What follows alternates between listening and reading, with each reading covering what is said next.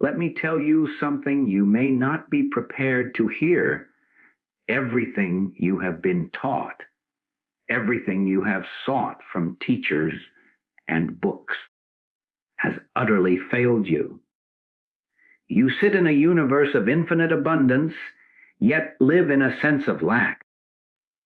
You search for a truth that has never been outside of you. The greatest secret, the one you ache to know, is this: no one, and I mean no one, will ever teach you this. They cannot. For what you are seeking is not something to be learned, but something to be recognized. It cannot be given. It can only be uncovered within the silence of your own being. All external instruction, all concepts, even the most sacred, are but signposts pointing to a territory where no footsteps are needed. Stay with this, for in the next few moments, you are going to be led to the very threshold of yourself, where the noise of the world falls away, and what remains is the truth that has always been waiting for you. Let us proceed from that unsettling premise. Consider for a moment the profound implications of what it means to recognize that truth is an inner revelation. Every external voice, every well-meaning guide, every sacred text you have ever encountered, these are not vessels containing truth to be poured into you. They are not the water itself, but the finger pointing toward the well. The well, however, is within your own being, and you must draw from it yourself. This is why the most brilliant sermon, the most eloquent philosophy, can leave one person transformed and another completely untouched. The words did not change, the listening did. The awakening did not come from the sound entering the ear, but from a resonance happening in the depths of consciousness, a silent yes that recognized itself in the words. This is the great pivot from seeking to recognizing. You spend your life looking for answers, scanning the horizon for a teacher who will finally hand you the missing piece. You read book after book, collect quotations, attend lectures, amass spiritual knowledge, and yet a quiet frustration remains. It feels like you are decorating the surface of your life with beautiful concepts, while the foundation remains untouched. Why? Because you are attempting to assemble the truth from fragments outside yourself, as if your wholeness could be found in a puzzle assembled from 1,000 different boxes.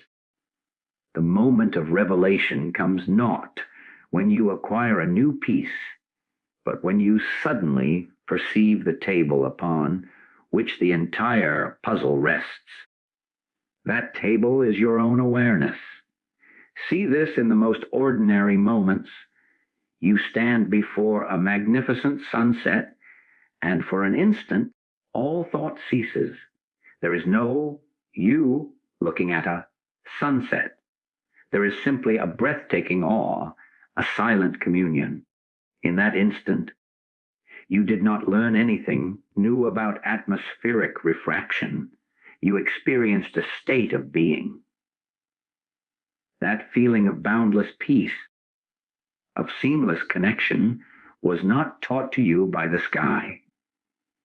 It was revealed from within you, triggered by the vista, but sourced in your own capacity for wonder and unity. The sunset was the pointer. The revelation of beauty and peace was the inner wellspring responding. Or consider a moment of genuine creativity, perhaps when you are solving a problem or writing or painting. You struggle, you push with the intellect, and nothing flows. Then you let go. You take a walk.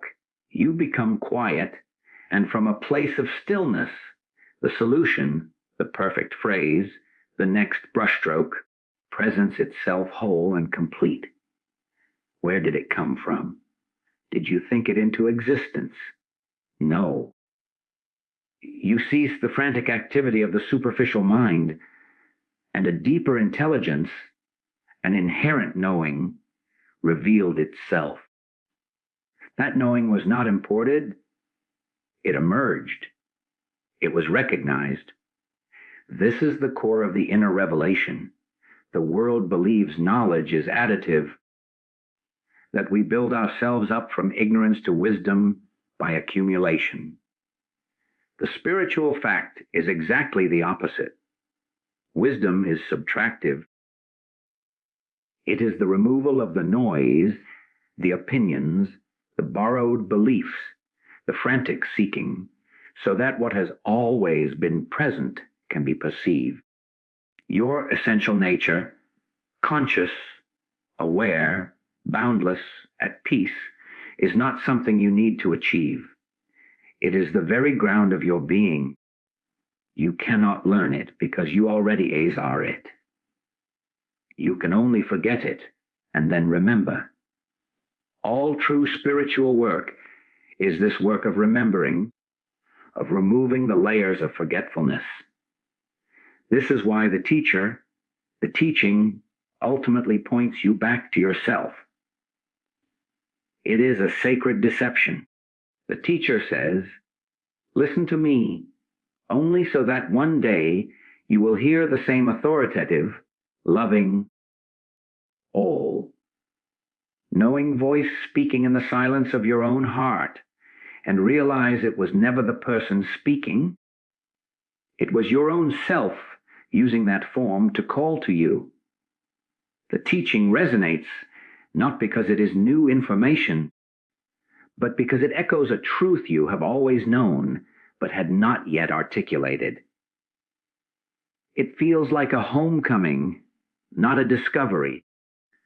Think of your own life's challenges, the anxiety about the future, the regret over the past, the friction in a relationship. You seek advice. You replay scenarios. You look for a formula to fix it. Yet, the moment of real shift never comes from the perfect piece of advice. It comes in a quiet instant when, exhausted from the mental chase, you sink into a moment of pure being. And in that stillness, a perspective dawns. It may not be a dramatic voice, but a simple, clear knowing. This is not the truth of who I am. The anxiety, the conflict, is seen as a temporary cloud passing before the unchanging sky of your awareness. That seeing, that instant of clarity, is the inner revelation. It changes everything not by altering the circumstance, but by altering the consciousness from which the circumstance is viewed. So the thrilling, radical invitation is to stop seeking truth as an object and start cultivating the recognition of truth as your own subjective reality. Every moment of beauty, every flash of insight, every experience of unconditional love is a crack in the shell of the external world, a brief glimpse of the light within. Your frustration with seeking is not a failure. It is the divine discontent, the inner teacher urging you to turn the gaze around. Do not look for the light. Be still and realize you are that by which the light is perceived. Do not seek peace as a condition. Be quiet and notice the awareness that is observing the turmoil is itself perfectly peaceful. This turning within is not a retreat from life. It is the only way to engage with life from its source. The revelation is ongoing. Instant by instant, as you learn to consult not the library of the world, but the living scripture of your own conscious presence. And so we come to the natural, yet startling, consequence of that inner revelation, the entire world of appearances. Everything you perceive with your senses and judge with your mind is a profound misinterpretation of reality. It is not that the world is an illusion in the sense of being unreal. It is that you are misreading it completely. You are taking the shadow for the substance, the ripple for the water, the menu for the meal. This is the great cosmic misunderstanding, and it is the source of every fear, every scarcity, every conflict you will ever experience. Look at your daily life through this lens. You see a bank statement and feel a sense of lack or security. You see a wrinkle in the mirror and feel a sense of decay. You witness a loved one's anger and feel a sense of separation or attack. In every instance, you are interpreting a form, an appearance, as the ultimate reality. You are believing the picture on the screen, forgetting the projector and the light. The number in the account, the line on the skin, the harsh words spoken, these are all effects. You have been hypnotized into worshiping the effect and remaining blind to the cause, which is consciousness itself. Let us take a tangible example. You walk into a room where tension hangs thick in the air. A disagreement has just occurred. The appearance is one of conflict, broken connection, and discord. Your senses report it. Your emotions react to it. This, the world would say, is reality. But is it? Or is this appearance merely the temporary, visible form of unexpressed fear, of unseen love yearning for expression, of a misunderstanding between two centers of the same divine consciousness? The misinterpretation is to see separate, conflicting entities. The reality is a temporary storm on the surface of a single, vast ocean. When you believe the appearance, you are compelled to take sides, to fix the storm with more wind. When you recognize it as a misinterpretation, you can turn to the depth, to the stillness beneath, and your very presence becomes a calming influence, not by manipulating the waves, but by embodying the depth. This is why the sense of lack is the universal human experience. You look at your life, at your possessions, your accomplishments, your relationships, and you measure its fullness by these forms. They are fleeting, they change, they come and go. Interpreting them as the source of your abundance or your poverty is the fundamental error. You are like someone in a vault of gold, complaining of hunger because you are trying to eat the written inventory instead of the nourishing substance it represents. The appearance is the inventory, the job, the title, the material object. The reality is the infinite, creative substance of consciousness, which manifests as, but is never limited to, these forms. A closed door appears as a barrier, a failure, interpreted from reality. It is the intelligent activity of that same consciousness redirecting you to the open door that leads to your greater unfolding. You weep at the closed door, missing the guidance entirely. Consider your own body. You perceive it as solid, separate, aging, and vulnerable. This is the relentless testimony of the senses and the world. To believe this appearance is to live in a prison of inevitable decline and fear. But what if this, too, is a misinterpretation? What if the body, as perceived, is but a temporary, visible expression of a stream of thoughts, beliefs, and energies? You do not have a body that is sick. You have a consciousness that is manifesting a belief in sickness. You do not have a body that is aging. You are holding a concept of time and decay. The moment this is glimpsed, not as a theory, but as a felt realization, your entire relationship to the form shifts. You stop being a victim of the appearance and become a steward of the consciousness that gives it form. Healing, then, is not about battling the appearance. It is about correcting the misinterpretation at the level of consciousness. This is the thrilling liberation of this principle. The problem is never the appearance itself, the financial challenge, the health diagnosis, the relationship strife. The problem is your belief that the appearance is final, solid, and authoritative. It is your acceptance of the shadow as the only truth.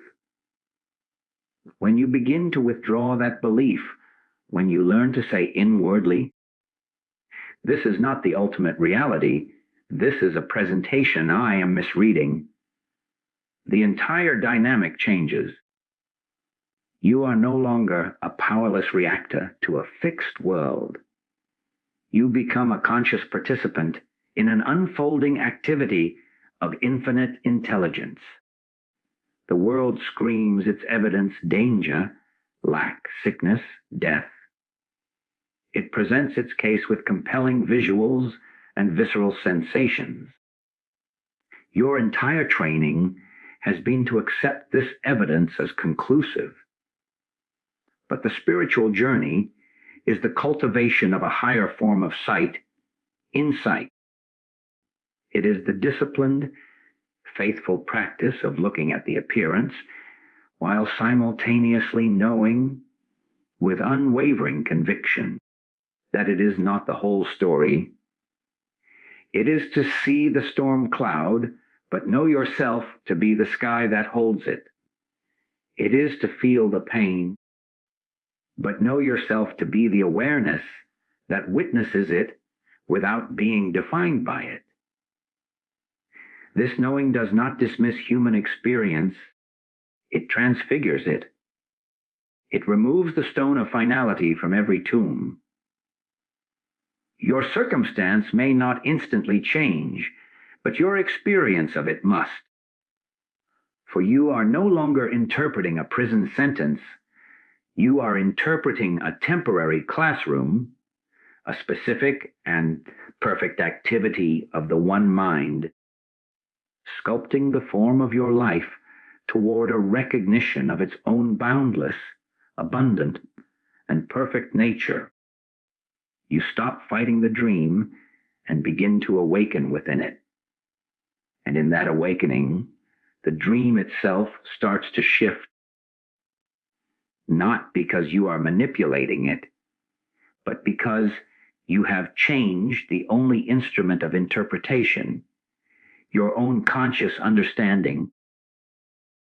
This brings us to the very foundation, the bedrock from which all appearances spring, and the only substance from which they are formed, consciousness. This is not your personal thinking consciousness, not the chatter of your mind or the flux of your emotions. This is pure, unconditioned awareness itself, the silent, living field in which all thought, all feeling, all perception arises and subsides. It is the screen upon which the movie of your life is projected. And here is the revolutionary fact. This consciousness is not a passive screen. It is the sole creator, the only substance, and the very fabric of everything you perceive. There is no other stuff, matter, energy, form. These are but modes of this one consciousness, perceived through the limited lens of the senses. Consider the implications of this in your practical experience. You hold a physical object in your hand, a simple stone. The senses report it as solid, separate, dense. The world affirms it is merely a piece of mineral matter. But that is the final appearance, the end product of a chain of causation you have been taught to see in reverse. The truth of the stone, before it became a stone in your perception, was an idea, a specific activity within infinite consciousness. Its solidity is not its primary reality. Its primary reality is its being as a focal point of conscious energy. You are not holding inert matter. You are interacting with a concretized idea. This is not mystical speculation. It is the logical conclusion when you trace any appearance back to its source. Where did the stone come from? The earth. The earth from the cosmos from the primordial, intelligent energy that coalesced into form. And what is that energy but the dynamic activity of conscious being? You are surrounded not by dead things, but by the living garments of thought. Take a situation that feels entirely material and resistant, a business venture failing, a machine breaking down, a body feeling weak. The immediate appearance is one of solid, stubborn facts blocking your path. You believe you must fight these facts, muster resources, fix the broken parts. But if consciousness is the only substance, then the broken machine is first and foremost a pattern of thought, a belief in breakdown, a focal point of the concept of obstruction manifesting as form. This is not to say you ignore the form. It is to say you address it at its level of cause, not effect. You would not try to repair a faulty image on a television screen by soldering the pixels. You would adjust the signal. The venture, the machine, the body, they are all receivers, projections of a signal broadcast from the realm of consciousness. To change the projection, you must go to the broadcaster. Your own life is the most immediate proof. Recall a day when you awoke with a vague sense of gloom, a free, floating anxiety. As you moved through your hours, how did the world appear? The sky seemed grayer. People seemed curt. Tasks seemed burdensome. Minor setbacks felt like major catastrophes. Now recall a day when you awoke with a sense of inner peace and joy. The very same world was transformed. The sky was brilliant. Strangers smiled. Work flowed. Obstacles were adventures. Did the objective world change? Or was the one consciousness that is the substance of all experience simply coloring the entire panorama with the hue of your inner state? You were not a passive observer in a fixed world. You were the active creator of your experience of the world, because your state of consciousness is the formative power. The world you see is literally made of the stuff of your perceiving. This understanding removes the victimhood from existence. You are not a tiny, fragile entity thrown into a hard, material universe that is indifferent to you.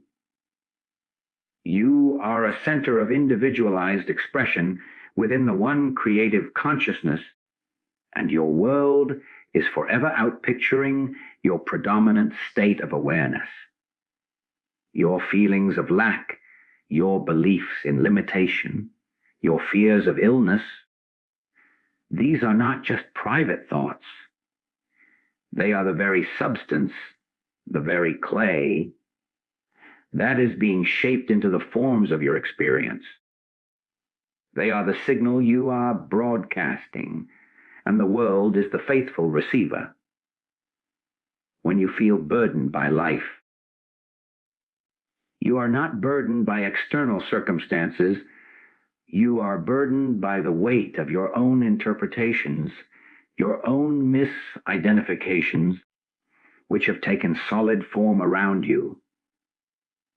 Therefore, the spiritual work is not about acquiring things, fixing circumstances, or battling conditions. It is about purifying the source. It is about recognizing that every problem, every joy, every relationship, every object in your life is made of the same substance. Consciousness taking shape according to the patterns held within it.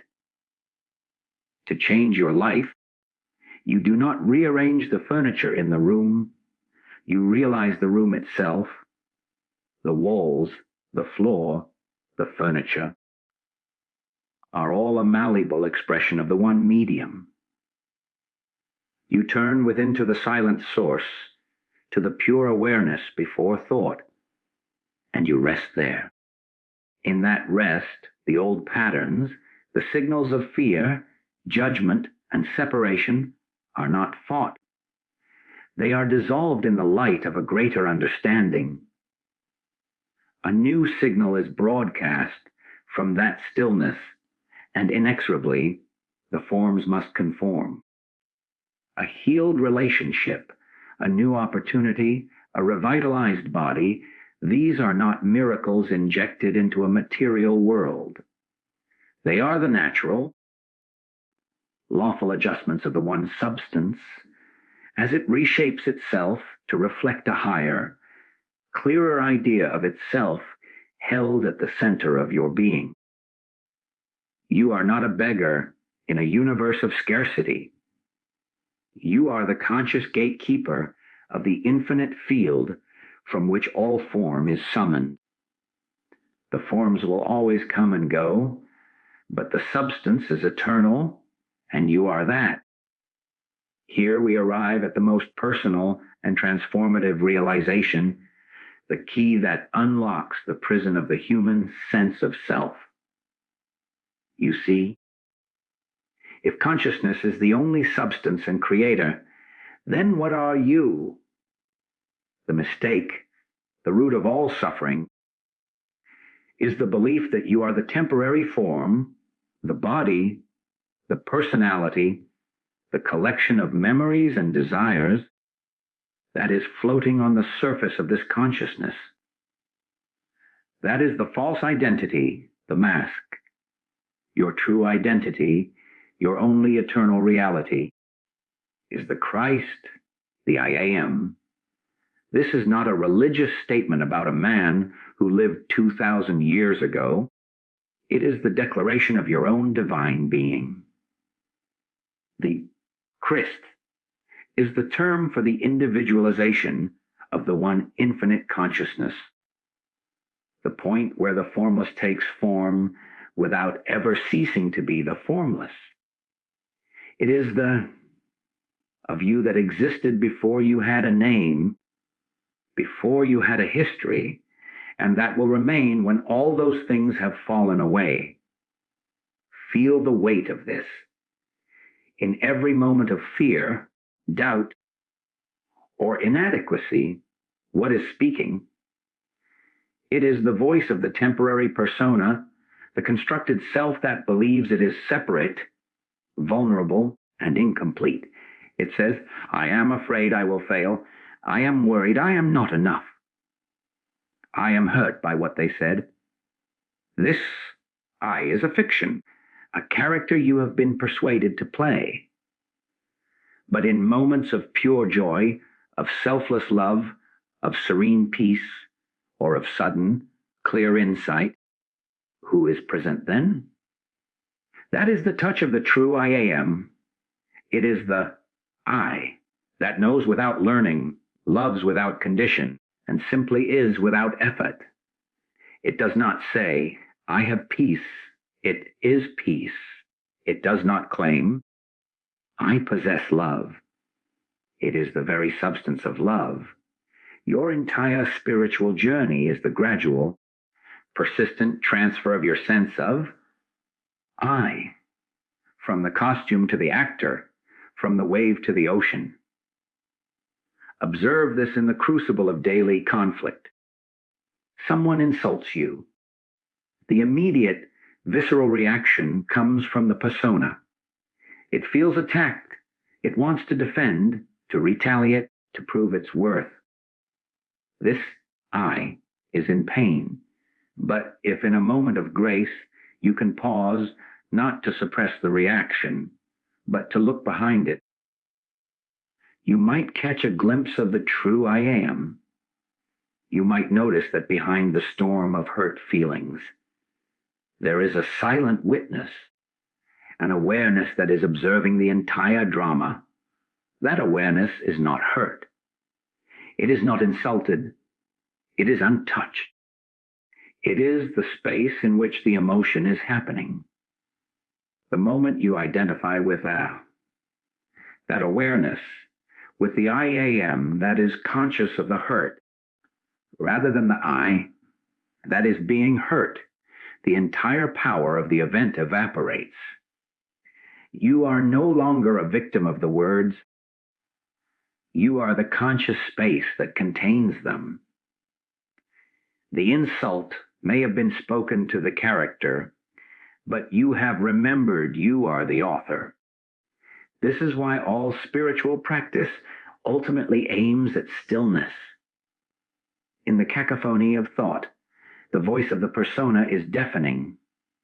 It narrates, judges fears and desires endlessly. It is a relentless autobiography of lack. But in the silence between thoughts, in the quiet you cultivate in meditation or in a mindful walk in nature, that noisy I recedes. And what remains? Not a void, but a profound sense of presence, of beingness. That is the I am. It has no story. It has no problems. It simply is. In those moments, you are not a parent, an employee, a success or a failure. You are pure, conscious existence. And from that place, when you return to the world of roles, you do so with a secret knowledge. You are playing the part, but you are not the part. This makes you both detached and more compassionate, both unshakable and fully engaged. Your desires and goals undergo a radical transformation under this light. The persona desires things to complete itself, a better job to feel worthy, a relationship to feel loved, more possessions to feel secure. Its desires are rooted in the belief that it is not whole. But the I am desires nothing, for it is completeness itself. Its movement is not one of lack, but of joyful, creative expression. When you begin to align with the I am, your ambitions shift.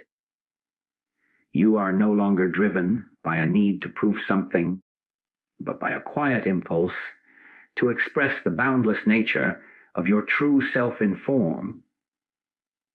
You might still pursue a career, but the energy is different.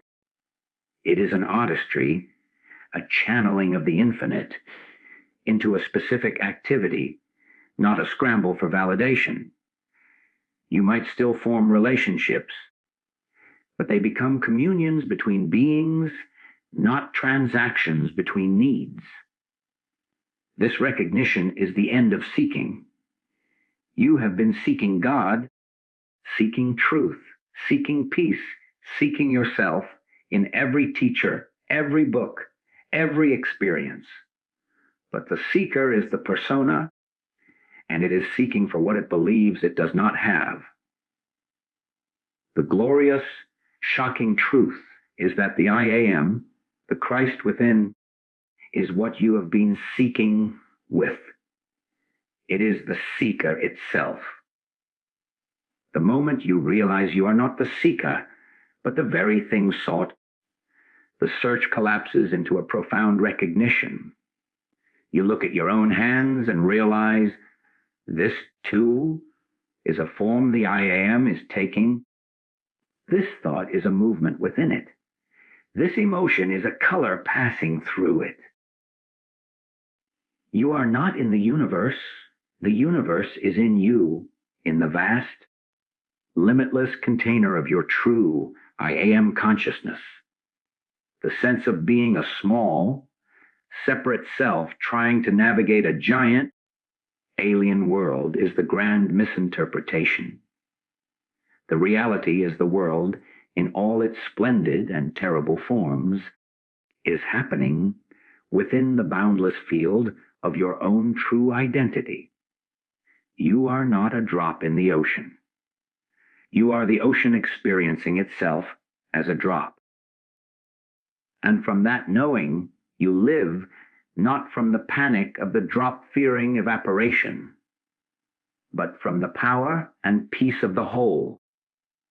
And from that realization of your true identity as the I am, a further, even more intimate truth emerges, clarifying the mechanism of all creation and dissolving the final vestige of personal responsibility as the world understands it.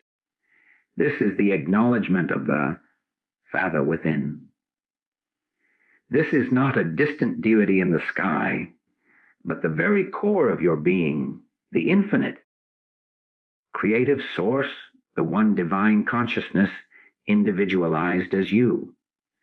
It is the fountainhead, the wellspring, the sole origin of every impulse, every appearance, every experience in your life. There is no other cause, no other power, no other activity. Everything, from the beating of your heart to the arrival of an opportunity, from a spontaneous insight to the meeting of a soulmate, is the direct, unmediated activity of this Father within. You are not a separate being who must reach out to God for help. You are the very place where God is being expressed, and all that unfolds is its activity. This understanding revolutionizes the concept of prayer and of personal effort. The world prays to an external God, pleading for intervention, bargaining, hoping to change a mind out there. But if the Father is within, then what is prayer? It is not supplication, it is conscious alignment. It is the silent inner turning to this source, not to get something, but to acknowledge that it alone is the door, the giver, the creator. You are not asking it for supply. You are recognizing that it is your supply in the precise form needed at the appointed hour. Your entire life, then, becomes not a series of personal achievements and failures, but a continuous, unfolding revelation of the Father's activity. Your role is not to make things happen, but to let this divine activity happen through the surrendered instrument of your life. See this in the simple, yet profound, act of inspiration. You are grappling with a creative problem, a blank canvas, a business challenge, a family dilemma. You strain with your personal intellect, your stored knowledge, and you hit a wall. Frustrated, you finally let go. In that release, perhaps while showering or walking, the perfect idea flashes into mind. Where did it come from? The world calls it a subconscious process, But from this standpoint, it was the activity of the Father within. Your personal mind quieted, and the infinite intelligence of your own divine source presented the solution. You did not create it, you received it. The artist, the entrepreneur, the healer, all who operate from genius are those who have learned, often unconsciously, to get their small sense of self out of the way and let this inner fount express. Now, apply this to a situation of acute need. A financial obligation looms, and your personal resources are insufficient. The persona plunges into fear, calculates, schemes, and feels the crushing weight of personal responsibility. It sees only closed doors. But the one who remembers the Father within approaches it differently. The anxiety is acknowledged, but then the attention is turned inward, away from the frightening appearance of lack to the silent affirmation of the presence. It is a stillness that says, I of myself can do nothing. The Father within me, he does the works. This is not passive hoping, it is active knowing. It is shifting your faith from your own limited power to the infinite creative power that you are one with. And then you watch. You take the intelligent human footsteps that present themselves, you make the call, you send the email, you do the work, but you do it without the frantic energy of personal desperation. You do it as an instrument, and the solution, when it comes, often arrives through a channel you could not have engineered, an unexpected check, a sudden opportunity, a helpful stranger, a dissolved obligation. The world calls it luck or coincidence. You recognize it as the lawful activity of the source, fulfilling its own idea of abundance through the form of your life. This removes the terrible burden of being the author of your life. You are not the author, you are the scribe. Your task is to stay attuned, to keep the inner connection clear so the dictation can be received without static. When you feel you must, make your life work. You introduce tension, fear, and limitation, the static of the personal sense. When you realize your life is being lived by the divine indweller, you move into a state of grace. Challenges do not disappear, but your relationship to them is transfigured. A health scare is no longer a personal catastrophe you must fix alone. It becomes a call to turn inward and witness the healing activity of the very life principle that formed the body. A relationship conflict is not a battle you must win. It is an invitation to see the activity of the one divine consciousness seeking harmony through both forms. Your daily practice, then, is one of listening and yielding. It begins by pausing throughout the day to consciously withdraw the belief that you are the thinker, the doer, the sufferer. In the midst of activity, you inwardly acknowledge, this is not my life. This is the life of the Father being lived as me. This is not my problem to solve. It is his activity to unfold. This internal posture of surrender is the highest form of power. It is not weakness. It is the strength of alignment with omnipotence. You are no longer a lone sailor struggling against the storm. You are the vessel whose sails have been set to catch the prevailing wind of a benevolent and intelligent will.